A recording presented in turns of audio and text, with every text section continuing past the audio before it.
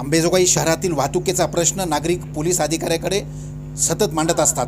अंबेजोगाई शहर पोलीस स्टेशनचे पोलीस निरीक्षक विनोद घोळे यांनी वाहतूक शाखेच्या प्रमुखपदी पोलीस उपनिरीक्षक घोडके यांची नियुक्ती केल्यानंतर घोडके यांनी शहरातील वाहतुकीला शिस्त लावण्यासाठी पोलीस निरीक्षक घोळे यांच्या मार्गदर्शनाखाली मोहीम सुरू केली आहे। शहरातील ऑटो चालक गणवेश घालत नाहीत। आज गणवेश नसणाऱ्या ऑटो चालकांना पकडून त्यांना दंड केला।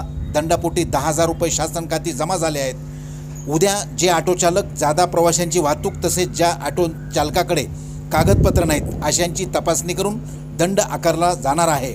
यामुळे आमूलाग्र बदल झाला नसला तरी किमान ऑटो चालकात भीती निर्माण होईल अशा कृतीची आवश्यकता होती।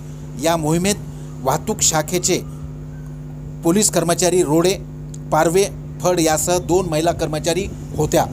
या मोहिमेमुळे शहरात समाधानाचे वातावरण दिसते।